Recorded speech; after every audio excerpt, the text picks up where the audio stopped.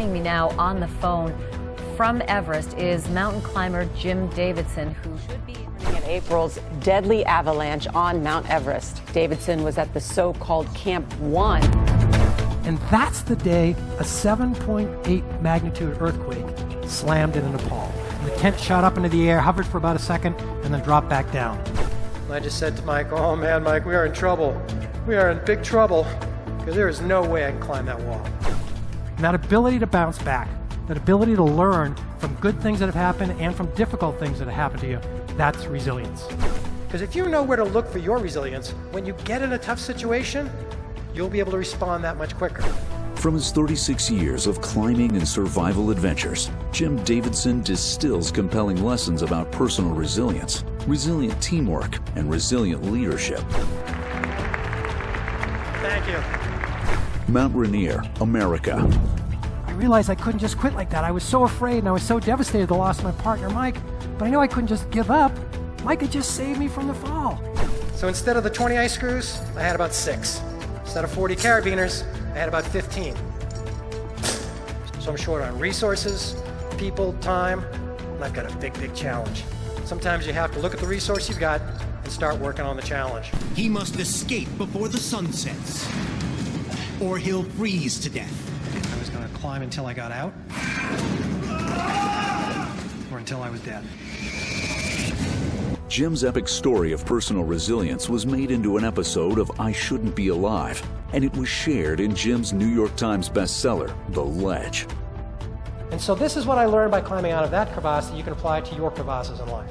First of all, when you get in a tough situation, you've got to have a resilient mindset. In very simple terms that Jim is a master at. He talked about things like, rally your resilience and make sure you execute. Jim just delivered a great message and our members loved it. One of the most inspiring sessions that I've ever attended. It just really speaks to your heart. And if you can do those things, accept, adapt, persevere, and re-engage, that's what builds a resilient mindset for moving forward and taking on those challenges.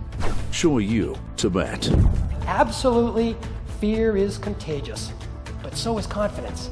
And you want to be the person to start spreading confidence. Now, you may not have all the answers yet, but really what you're trying to do as a team member is you're trying to spark resilience. Spark resilience in others by being someone to project that confidence, and also in doing so, that sparks resilience in you.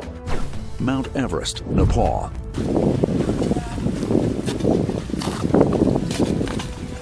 We were going to Everest because by taking on a challenge like that, it refines you into a better version of you. Close your tents up! There was a huge avalanche and a huge powder blast. We got all out of the tent to see the avalanche. And we got powder blasted from both sides. That is Jim Davidson of Colorado. He spoke with CBS this morning 3 days after the Nepal earthquake. Really what you're trying to be as a leader in those moments of crisis or uncertainty or change is what you're trying to do is amplify resilience in others. When you see somebody else having a good idea, well, geez, we got a problem back in the factory, but I guess we could do that. Yes! Let them know that you're behind them and you think they can start to work on the problem. So I went back to Nepal this year in 2017. It's about 8:45 in the morning. We're at 23,000 feet from our teammates coming up. So you're on Everest this time. Was there a time at all where you said, you know what, I need to turn back, or you're wondering if really you should follow through on this? About day 56, the trip got dragged out due to bad weather, and we spent 12 days in base camp waiting for the weather to clear. These rescue and survival situations act as an intense crucible for examining what makes a resilient leader and how teams can be more resilient. Really what you're trying to do is amplify resilience when you see it in others. To help other people when they have a good idea, put your weight, your network, your technology behind it to try and help them move forward. The sky in the east was turning blue. Jupiter and the moon were up on the horizon. And when I looked down, I could see stars low on the horizon, actually below us on the ridge. And it was just absolutely gorgeous. But it wasn't just about standing on the summit. It was about the whole journey. It was about learning to be personally resilient. It was about learning how to become a good team member when the chips are down. It was learning about how to step forward and try and lead when the situation is tough.